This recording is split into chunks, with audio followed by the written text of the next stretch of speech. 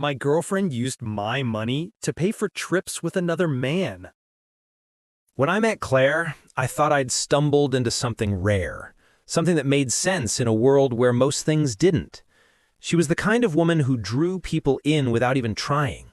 The easy laugh, the way she listened like every word you said mattered, that quiet confidence that makes you feel lucky just to be noticed. I was 29, working long hours at a marketing firm, finally earning enough to live comfortably, but not enough to brag about. Claire was finishing her degree in communications, waiting tables at a small restaurant downtown. She had ambition, or so she said, and I liked that. We met through mutual friends, one of those late-night dinners where the wine flows faster than the conversation. She smiled at me once, and that was it. I fell fast. At first, it was normal. We saw each other every weekend, talked until sunrise, shared playlists and cheap wine and plans about the future. I loved that she dreamed big. She wanted to travel, build her own brand, start a business. I told her I'd help in any way I could. Back then, I thought that's what love meant. Support. No questions asked. I didn't realize yet that she wasn't looking for a partner. She was looking for a foundation to stand on until she found something better. It started small. She'd forget her wallet at dinner, or her car insurance would accidentally overdraft. "I'll pay you back next week," she'd say. And I'd smile and tell her not to worry. It felt good to help. I'd grown up watching my parents fight about money constantly, so I equated financial security with love, with stability. When she called me her rock, I believed it. After 8 months, we moved in together. I covered most of the rent because her hours were unpredictable. She called it temporary. I called it partnership. The first red flag came one Saturday when she was whispering on the phone in the bedroom. I only caught fragments, laughter, a name I didn't recognize. Her voice soft in a way it hadn't been with me in months. When I walked in, she froze. "Who was that?" I asked. "Just my friend Mia. She's planning a trip." I didn't push it. I should have. A few weeks later, she told me Mia was going to Mexico and that she might join. "Girls' trip," she said brightly. "I need a break before work gets insane." She promised it would be cheap. "I found a package deal, don't worry." I believed her. She showed me her confirmation email, and I noticed the booking said Claire Reynolds plus guest. When I pointed it out, she laughed. "That's just how group bookings show up. Don't overthink it." The day she left, she kissed me on the cheek and said, "You're the best, you know that." I spent that week at work, scrolling through her posts. Sunsets, cocktails, beaches, always captioned, "Me and Mia living our best lives." Something about them felt wrong. Too polished. Too posed. In one picture, I noticed the reflection in her sunglasses. A man's hand holding a phone. A watch I didn't recognize. I told myself I was paranoid. When she came home, she was radiant, tanned, relaxed, like someone who had just escaped gravity for a week. She hugged me, called me babe, told me she'd missed me so much, but she couldn't look me in the eyes for long. A few days later, I checked our joint account to pay bills, and there it was. $2,318.42 charged to the resort in Mexico. Her trip wasn't cheap, and she hadn't used her money. She'd used mine. That night, I asked her calmly, "Did you use our account for your trip?" She blinked, playing innocent. "What? No." I showed her the statement. Her face flickered. Shock, guilt, anger. "You're checking up on me now?" she snapped. "It was a mistake. I must have clicked the wrong card when booking. All week? Every charge?" Her silence answered for her. Then she sighed, exasperated, like I was the one making things difficult. "Fine," she said. "Yes, I used it. I was going to pay you back. You don't have to act like I stole something." "You did," I said. Her expression hardened. "You're being dramatic." That was her favorite word, dramatic, her way of turning my pain into a personality flaw. "I just needed a break," she said. "You don't get how much stress I'm under." I stared at her, the words curdling in my throat. Finally, I asked, "Who is the guy in the picture?" She flinched. "What guy?" "The one holding the phone." She laughed, a sharp, fake sound. "That's Mia's boyfriend. He came for a day." I'd already checked Mia's profile. There was no boyfriend. "Claire, I just want the truth." She looked at me for a long time, then said quietly, "It was one mistake. He was someone I knew before you. It didn't mean anything." She said it like it was supposed to comfort me, like I should thank her for her honesty. You used my money to see him, I said. She didn't deny it. I'll pay you back, she said again, like that fixed anything. I left that night. Slept at my friend Mark's place. He didn't ask questions, just handed me a beer and turned on the game. But I couldn't focus. My mind replayed every "I love you," every "you're my everything," every kiss that now felt staged. After 2 days, she called me, crying. "I made a mistake," she sobbed. "I don't want to lose you." I almost hung up, but I didn't. I let her talk, let her beg, let her promise things she'd never deliver. And when she was done, I said softly, "Okay, let's start over." Because I realized something in that moment. She wasn't sorry she cheated. She was sorry she got caught, and that meant she'd do it again. People like Claire never stop taking until you make them pay attention, so I decided I'd make her understand. Not with shouting, not with revenge you can see coming, but with silence, precision, and patience. She thought she'd taken everything from me. She had no idea what I was about to take from her. After I told her we could start over, she threw herself into the illusion of reconciliation. She cooked, cleaned, sent good morning texts, and said she was working extra shifts to pay me back. I let her believe I'd forgiven her because forgiveness was the only disguise revenge needed. I stopped questioning where she went, started smiling again, let her rebuild her sense of control. It's easier to dismantle someone's world when they think you've forgotten what they did. I watched, waited, took notes. She still lied, still disappeared on weekends, still guarded her phone like it was sacred. I never confronted her again, not until I could end it in one clean move. The opportunity came in the most ordinary way. She wanted to start an online shop selling vintage clothes. "It's my dream," she said, her eyes shining like she hadn't already drained mine dry. She needed startup money, about $5,000. "It'll be our project," she said, and I nodded like a fool. But this time, I didn't give her my money. I gave her an idea. I said we could use my business account, open a shared one to track expenses. She loved the sound of that. Shared. She thought it meant trust. It meant control. Over the next few weeks, I transferred small amounts, just enough to look real, while quietly documenting every transaction in a private spreadsheet. I also created another account in her name, identical in layout, but separate, empty. When she logged into what she thought was the real account, she was looking at the fake mirror I'd built. Her deposits went nowhere. Every client payment she bragged about, straight into my documentation. When she bought clothes to resell, I covered the supplier emails, intercepted receipts, replaced confirmations with doctored versions. I was rewriting her story in real time. By month 3, her business looked booming on paper. I helped her set up an Instagram page, made sure her name was on every fake invoice, every sale. She even convinced her friends to invest. "We're going to expand," she told me one night, her voice breathless with excitement. "You believed in me before anyone else." I smiled. I told her I was proud. Then came the trip. "There's a fashion conference in Lisbon," she said, avoiding my eyes. "It's networking, important for the brand." I didn't ask who she was going with. I just said, "Of course, you deserve it." She kissed me like she was already gone. She flew out on a Thursday. I waited until the flight tracker confirmed her plane was over the Atlantic, then I moved. I logged into the fake account she thought was real and closed it. Every transaction, every record, every bit of fake success vanished in seconds. Then I accessed the real account, the one she never knew existed, and transferred every dollar into my name. The investors' money, the supposed profits, everything. It wasn't theft, it was reimbursement. The next morning, I sent an email from a new address. "To whom it concern, Claire Reynolds has been using unregistered business accounts and soliciting funds under false pretenses. Evidence attached."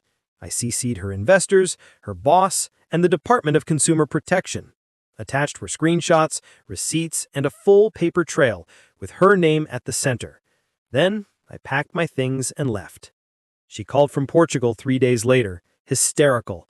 "What did you do?" she screamed. "They froze my accounts. My clients think I scammed them." I said nothing.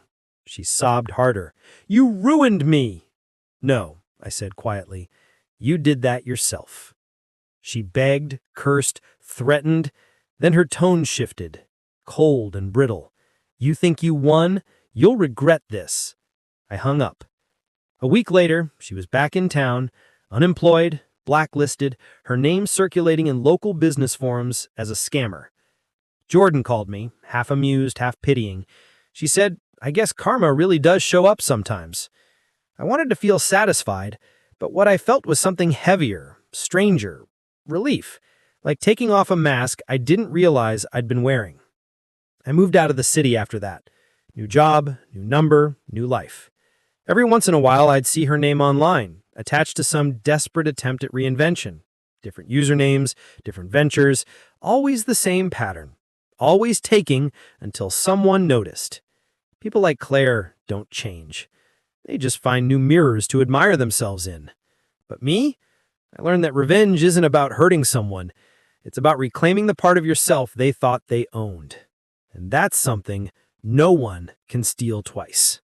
I didn't expect peace to feel this quiet. The first few mornings after I left, I woke up thinking I'd hear her making coffee, scrolling her phone, humming that song she used to play while pretending life was perfect. Instead, there was silence, just the hum of the fridge and the faint sound of my own breathing. For a while, I didn't know what to do with that quiet. People think revenge is loud, that it ends with a bang or a scream, but it doesn't. It ends like this, with nothing left to prove and no one left to perform for. Still, sometimes the quiet feels like guilt. Not for what I did, but for what I'd become to do it. I had turned into someone patient, deliberate, unrecognizable. I used to think love made me strong. It didn't. Pain did. I didn't hear from her for months after that. Occasionally, mutual friends would mention her name. She was trying to rebuild, doing freelance work, laying low. I never asked for details. I just listened, nodded, and let the information pass through me like smoke. It didn't matter anymore. Or at least that's what I told myself. Then, one night, I got an email. No subject line, no message, just an attachment. A photo of us from years ago, taken at a diner at midnight, smiling at each other like idiots. I didn't need to open the metadata to know it came from her. It was her way of reminding me that she still existed somewhere, still reaching for control even in absence. I deleted it. 2 weeks later, Jordan called me again. "You should know," she said. "Claire's been asking about you. She told people you ruined her life." I almost laughed. "She ruined her own life," I said. "I just stopped funding it." But Jordan wasn't laughing. "She's telling people you stole from her," she said quietly, "that she's going to file charges." That made me pause. Not because she had a case. Every dollar I took back was documented, traceable, but because I knew she'd do anything to rewrite the story. People like her can't handle being the villain. They need to twist the narrative until they're the victim again. And in a world where truth is just whatever sounds believable enough, that's dangerous. I decided to meet her one last time. It wasn't revenge anymore. It was closure. Or maybe curiosity. I texted her, simple and direct, "Coffee tomorrow, noon, 1 hour, my terms." She replied within minutes. "Fine." We met at a small cafe near the river, the kind of neutral place where no one could pretend it was personal. When she walked in, she looked older. Not physically, but in her eyes. The kind of exhaustion that doesn't come from sleepless nights, but from living with the weight of your own lies. She sat across from me without saying hello. "You ruined me," she said flatly. "No, you ruined yourself. I just stopped pretending you hadn't." She smiled then, small and sharp. "You think you're the hero, don't you? The moral avenger. But you're just like me. You lied, you manipulated, you took what wasn't yours. I took back what you stole." She leaned forward, voice low. "You enjoyed it." For a second, I didn't know what to respond. Because she was right. I had enjoyed it. Not the destruction itself, but the control, the clarity that came with finally flipping the script. But I didn't owe her that truth. "I learned it from you," I said instead. She sat back, eyes cold. "You'll never move on. People like you never do." I laughed softly. "You're projecting again." She stood up abruptly, grabbed her bag, and before leaving whispered, "You'll see." That night, I received another message from an unnamed number, a screenshot of my old business filings with the words, "Maybe the cops should see this." She was trying to start a fire she couldn't control. So I called her bluff. I wasn't afraid of her threats, but I wasn't naive either. Claire wasn't smart enough to win legally, but she was dangerous in her persistence, and she knew how to weaponize gossip. If she couldn't ruin me through the system, she'd do it socially. And in the small circles we'd both moved through, reputation mattered more than truth. The first signs of it came fast. Cold stares from mutual acquaintances, quiet messages that started with, "Hey man, I heard something about you." She told people I'd stolen from her business, that I was manipulative, controlling, emotionally abusive. She'd flipped the script so neatly that even people who'd once pitied her started questioning me. That's how people like her survive. They rely on doubt, because doubt is louder than proof. At first I ignored it. Silence had always been my weapon. But when a client at my new job forwarded me an anonymous email accusing me of fraud, I knew she'd crossed a line. I didn't call her. I didn't threaten. I just started working in the background, the same way I had before. I tracked the email headers, followed the trail through a VPN she thought hid her identity, and found her burner account. I didn't reply. I forwarded everything to my lawyer, along with the records of her past harassment. That's when I remembered something Patterson, the lawyer who'd helped me before, once said about people who lie for a living. They never stop talking. You just have to let them talk themselves into a corner. So I did. I let her think she was winning. I even made a new social media account under a false name and began messaging in one of the same business forums she used. She'd rant about her ex, about how he destroyed her career, about how she'd been targeted by jealous men. I played along, pretending to be sympathetic, agreeing just enough to make her trust me. It took a week before she slipped. She sent me a voice note, drunk and angry, bragging about how she'd gotten even, about how idiots always believe the first story they hear. That voice note was all I needed.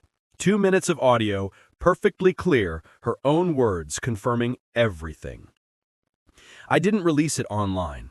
I sent it privately to the right people, to her investors, to her ex-boss, to the clients she'd tried to turn against me.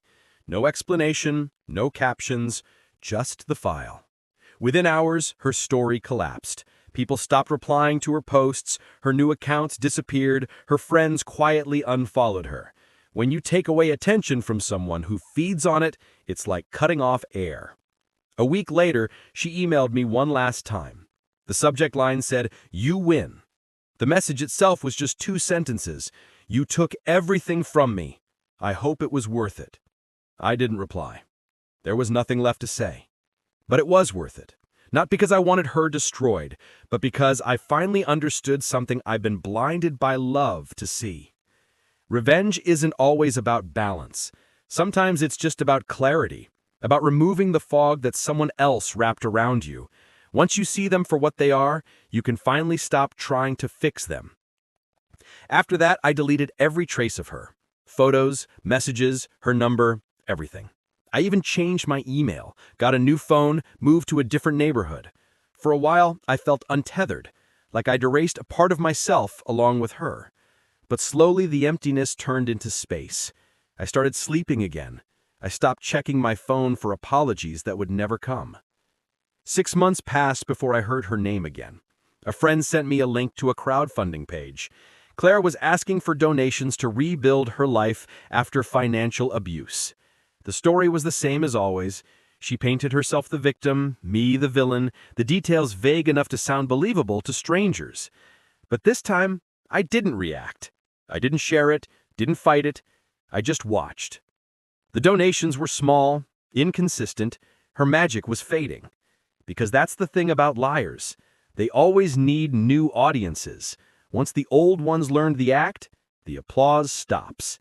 And for the first time in years, I realized I didn't need her to fall anymore. She already had. Months passed, and life settled into a dull, peaceful rhythm. I moved to a smaller apartment across the city, closer to work, far from every place that still carried her echo. I didn't decorate much. Just a bed, a couch, a coffee maker, a view of the skyline through half-drawn blinds. It was enough. The quiet didn't feel empty anymore. It felt earned.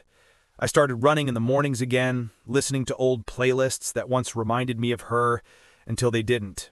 It's strange how time scrubs memories clean. You stop seeing the smile, the betrayal, the tears, and what's left is just a story you once lived. Then, one evening, while I was closing my laptop after a long day, I saw her name pop up on my screen. A new email. No subject, no preview text, just Claire Reynolds. I stared at it for a long time, debating whether to delete it unread. But curiosity always wins, doesn't it? I opened it. The message was short. You got what you wanted. I'm done fighting. I'm leaving the city. I hope you're happy now. There was no anger in it, no manipulation, just exhaustion. It didn't feel like closure, it felt like surrender. For a moment, I almost pitied her. But pity is dangerous. It's how she got back into my life the first time. I closed the email and never replied. A week later, I ran into Jordan again, the woman who'd been her boss. She told me Claire had left town. She sold what was left of her stuff and took off, she said. No one knows where. Probably chasing a new start somewhere. I just nodded. Good, I said. She's someone else's problem now. For a while, that was the end of it. Until one night, months later, I got a message on Instagram from a stranger, a man named Chris. His first line was, "Hey, I think we need to talk about Claire." My stomach sank. He said he'd been dating her for a few months, long distance. She told him about her abusive ex who stole her money and destroyed her career. She'd used my photos as proof, cropped and captioned to fit her story. He'd started to believe her until he found my name linked to her old business filings online and decided to reach out. He sent me screenshots of their chats, the same kind of messages she once sent me, love bombing, promises, pity. The difference was now she was using me as the villain in her redemption arc. I told him everything. The money, the trips, the manipulation. I sent him the documents, the receipts, the audio. He didn't reply for hours. Then finally, thanks. I needed to know. A few days later, his account was deleted. Maybe he confronted her. Maybe he walked away quietly. Either way, she had run out of new believers. That night, I sat on my balcony, city lights flickering below, and thought about how people like her always find a way to survive by rewriting the past. They live off sympathy the way others live off air, but they always underestimate one thing: time. Time exposes lies better than any revenge ever could. I used to think the worst part of betrayal was losing someone you loved, but it's not. The worst part is realizing how easily they could use your love as currency. Every kiss, every promise, every "I love you" was a down payment on the moment they decided you weren't useful anymore. But there's freedom in knowing that too. Because once you stop taking their lies personally, they lose all their power. I poured another drink, leaned back, and smiled faintly at the thought that maybe, somewhere out there, she was spinning her next story to someone new. But this time, I wasn't in it. I had finally been written out of her script, and that was the only kind of revenge that lasts. The following year felt like a lifetime compressed into months. I got promoted at work, started traveling for real business, not emotional escapes. I even started dating again, cautiously, almost mechanically at first, like someone relearning how to walk after an accident. Her name was Elena. She was different from Claire in every way that mattered: direct, grounded, allergic to drama. The first time I told her what happened, she didn't interrupt or give advice. She just said, "That must have hurt." And somehow, that was the only thing that made sense. For the first time in years, I wasn't waiting for someone to manipulate my words into a weapon. I started breathing again. Still, every once in a while, I'd catch a glimpse of Claire somewhere in the edges of my world. Not her physically, but her name, her shadow. A tagged post from someone I didn't know, a comment on an old thread, always the same tone. The misunderstood survivor. The woman wronged by men. She'd reinvented herself again. New hair, new city, new narrative. This time she was a life coach online, talking about healing from toxic relationships. I laughed the first time I saw one of her videos. The irony was almost too perfect. She'd found a way to monetize the destruction she caused. I didn't hate her anymore, but I couldn't look away either. There's a strange pull in watching the person who broke you still pretending to be whole. I'd scroll through her posts late at night, not because I missed her, but because I wanted to understand how she did it, how she lived with herself. She had thousands of followers, mostly women, commenting things like, "You're so brave, you've inspired me, thank you for sharing your truth." And every time I read those words, I realized that's what she'd been chasing all along: validation, the one drug she could never quit. Then one day, something unexpected happened. I got a message from a woman named Dana. She said she'd been following Claire's coaching page for months, that she'd invested in one of her healing programs, and that now Claire had disappeared with the money. She found my old LinkedIn through a comment thread where someone mentioned my name. She wrote, "I don't know if you're the same person, but if you are, I think she's doing it again." I called her. We talked for an hour. She told me Claire had built an online course promising emotional empowerment for women recovering from toxic relationships. It cost $499. Dozens of people signed up. Then the website vanished. No refunds, no answers. Claire had ghosted them all. I almost admired the audacity. She'd upgraded her scam from one person to hundreds. But this time, I had leverage. Her old business records, the fraud complaints, the audio recordings, all still neatly organized in a folder I never deleted. I sent Dana everything. She started a small online group for the victims, and within days, it grew. People shared screenshots, emails, payment receipts. The story spread. It wasn't long before an investigative blog picked it up. Fake life coach exposed for defrauding women online. They didn't name me, and I didn't ask to be credited. I wasn't after recognition anymore. Watching her empire crumble from the sidelines was enough. One by one, her accounts went dark, her followers turned on her, her name flooded with comments like fraud, liar, scammer. The same people who once praised her now wanted refunds. It was poetic justice, the kind that didn't need my hand to guide it. One last night, I got one last message from her.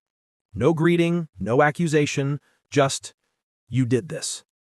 I stared at it for a long time before replying. "No," I wrote. "You did this to yourself. I just stopped cleaning up your mess." She didn't respond. Her number went inactive the next day. That night, for the first time since I met her, I slept without waking up at 3 a.m. thinking about what I should have said or done or seen sooner.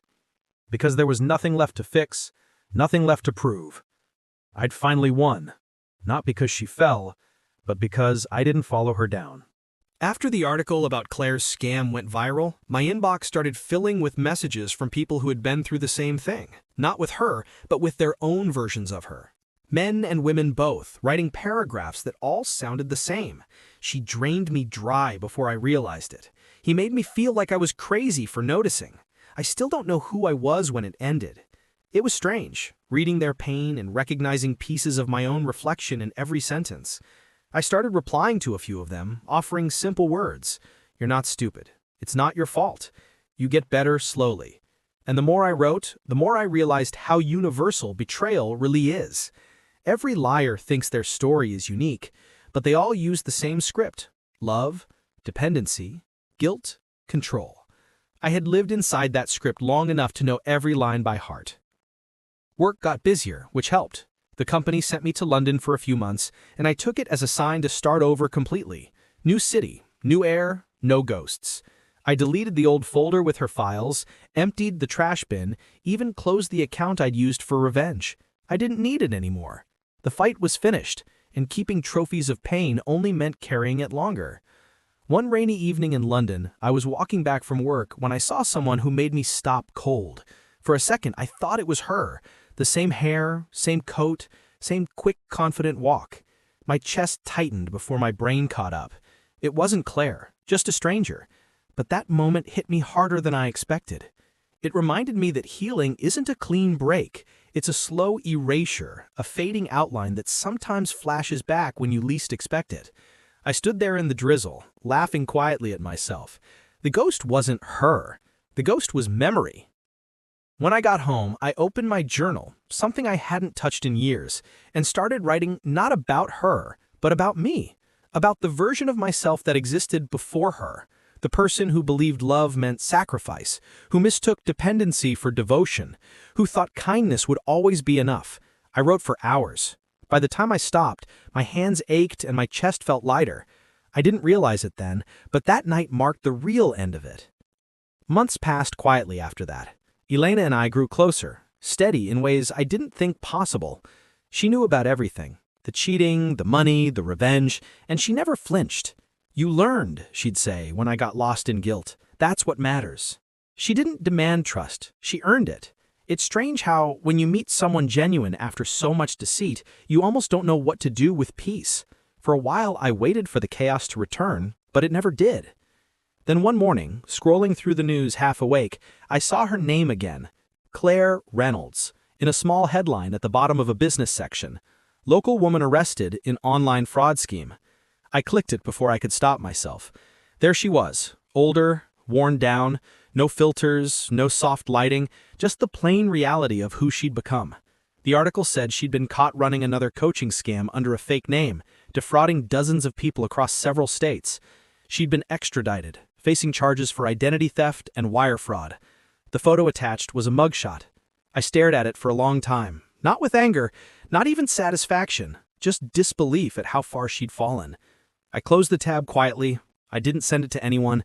I didn't post about it. I didn't even tell Elena, because there was nothing left to say. The world had finally caught up with her. Karma didn't need my help anymore. That night I went for a walk by the river.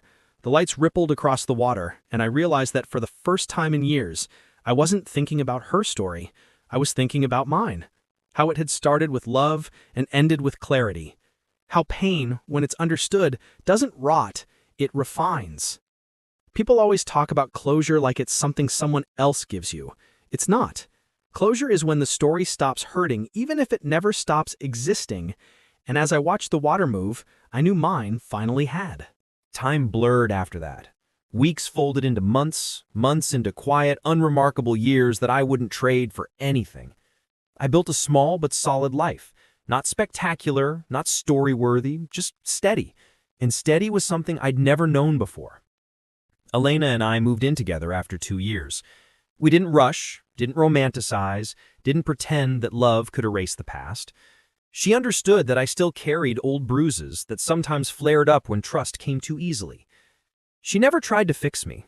She just stood beside me until I realized I didn't need fixing anymore. That was love, not grand gestures, just quiet presence. I still thought about Claire sometimes, not in anger or nostalgia, but in observation, like remembering a scar and tracing its outline. Every now and then, her name would appear in online articles about sentencing updates or restitution claims. She was serving time, 2 years, according to the last report. Some of her victims spoke publicly, angry and heartbroken, yet oddly grateful that she'd finally been stopped. I read their words carefully. I recognized their confusion, that strange mix of shame and relief that only comes from realizing the person who hurt you is finally unable to reach anyone else. I didn't hate her anymore. Hate is just another kind of tether, and I'd cut mine long ago. What surprised me most wasn't her punishment, it was how inevitable it all felt. Like the story was always going to end this way, whether I interfered or not. People like her build towers out of manipulation and call them lives. But sooner or later, even the best liar forgets which lies held up which walls. Eventually, gravity does its job. One afternoon, while clearing my email, I found a message from an unfamiliar address. The subject line said, "She asked me to send this." My stomach tightened even before I opened it. Inside was a single PDF file, a scanned letter, handwritten, dated 2 months earlier. The first line read, "If this reaches you, I guess I ran out of versions of myself to hide behind." It was from Claire. She wrote that prison wasn't what she expected, that it was quieter than she imagined, that time was different there, that pretending stopped working when no one cared about your stories anymore. She didn't apologize in the usual way. There were no excuses, no manipulations, just small confessions scattered between the lines. "I lied so much I forgot who I was lying for," she wrote. "Sometimes I think I just wanted people to love me without earning it. At the end, she said something that stuck with me. You were the only one who ever saw through me, and instead of being grateful, I punished you for it. I don't expect forgiveness. I just didn't want silence to be the last thing between us. I didn't reply. I didn't even know if I could. I printed the letter, folded it carefully, and slid it into an old book on my shelf, the one she once gave me, back when we were still pretending to be good for each other. I didn't keep it because I forgave her. I kept it because it was proof that even the worst parts of your story can change shape over time. That night, I sat by the window, rain tapping softly against the glass, and I thought about how strange it is that the same person who once shattered your sense of trust could one day become nothing more than a lesson. Not a wound, not a ghost, just a sentence in a longer story. Elena came into the room, saw the letter beside me, and didn't ask. She just took my hand and we watched the city lights flicker across the wet pavement. For the first time, the past didn't feel heavy anymore. It just felt finished. Because maybe real revenge isn't about payback. Maybe it's peace, the kind that no one else can give you, the kind that comes only when you've stopped needing the last word. A year passed before I heard anything else about her. I wasn't waiting for news, but the world has a strange way of delivering closure when you least expect it. It was early autumn, and Elena and I were on vacation, somewhere quiet by the coast.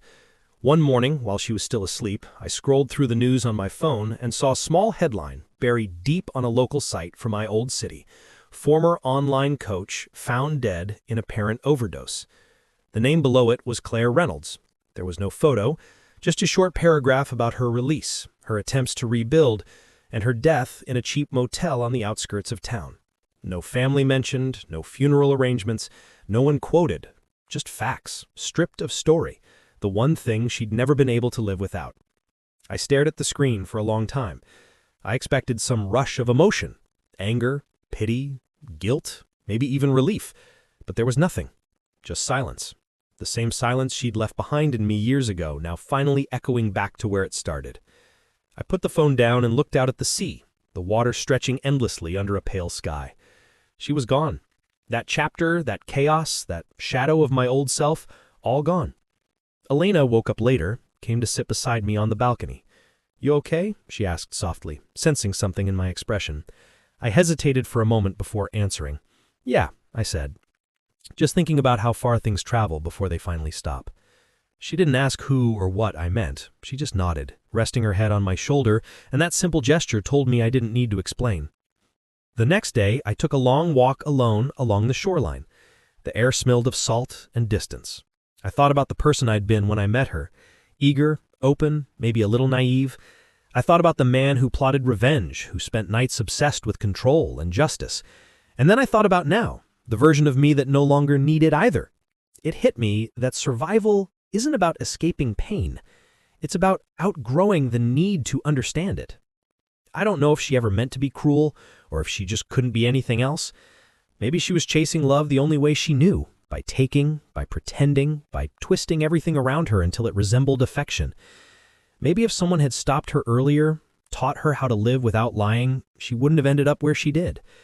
But those questions didn't belong to me anymore. They were ghosts that didn't live in my house. That evening, I wrote her name on a piece of paper, folded it twice, and tossed it into the waves. It sank slowly, swallowed by the same water that had been my view all week. I whispered something I never thought I would. I hope you found peace. Because if she had it, maybe that meant I finally did too. When I walked back to the hotel, Elena was sitting on the balcony reading, her legs tucked under a blanket, the sunset painting everything gold. She looked up and smiled, the kind of smile that felt like home. I realized then that life doesn't give you neat endings, it just gives you chances to start again. And some starts are quiet enough that you almost miss them, until one day you realize you're already living them. That night, as the tide crept closer to the shore and the sky faded to gray, I finally understood that revenge hadn't saved me. Love hadn't either.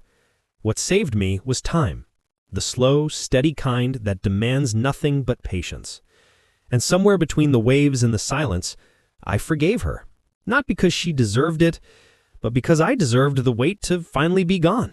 Years have passed since that night by the sea. The world has moved on, and so have I. Sometimes I forget how long it's been until something small reminds me. A scent of the same perfume she used to wear drifting through a crowd. The melody of a song that once played in the background of 1,000 lies. It doesn't hurt anymore, not in the way it used to. Now it's just memory, like an old scar that no longer aches but still tells you where you've been cut. I learned that healing isn't about erasing pain. It's about making peace with the fact that some things will always leave a trace. Elena and I got married last spring, quietly, without a spectacle, without the kind of promises people make when they're trying to convince themselves it'll last. We didn't write vows about forever. We just promised to be honest, even when it's hard. I think that's all love really is. Two people who keep showing up, truthfully, when no one else does. Sometimes I catch her looking at me the way I used to look at Claire, with that soft belief that the world can still be kind, and I realize how lucky I am that someone saw the mess I'd become and stayed anyway. There are nights when I reread that letter Claire wrote from prison, the one where she said she didn't want silence to be the last thing between us. I don't do it out of longing. I do it to remember how close I came to losing myself trying to fix someone who didn't want to change. I keep it folded inside the same book, the spine worn, the pages yellowed, her handwriting fading slowly with time. Maybe one day it'll disappear completely, and maybe that's how it should be. Sometimes people ask if I believe in karma. I tell them I don't think karma punishes or rewards. I think it just balances. What you put into the world eventually finds its way back to you, shaped by time and consequence. Claire spent her life borrowing from everyone's belief in her until there was nothing left to borrow. I spent mine learning how to stop giving to people who only take. Maybe that's the balance. Maybe that's enough. Every once in a while, when I walk home late from work, I see couples holding hands, laughing, arguing, living through the same illusions and lessons we all do. I don't judge them. I just hope they learn faster than I did. Betrayal doesn't always come with villains. Sometimes it just comes with people who don't know how to love without breaking things. The story people know of me, the man whose girlfriend used his money to pay for trips with another man, who plotted revenge, who outsmarted her, that story feels like it belongs to someone else now. It's something I survived, not something I am. The real ending didn't come when she was exposed, or arrested, or even gone. It came the day I realized I could remember her name without feeling anything at all. When I think about her now, I don't see the lies, or the anger, or even the revenge. I see a mirror, one I finally stepped away from. And in the reflection that's left, I see myself again. Older, calmer, finally free. Because that's what survival really is. Not vengeance, not closure, not even forgiveness. It's freedom, the quiet kind, the kind that doesn't need witnesses. And after everything, that's the only thing I ever really wanted.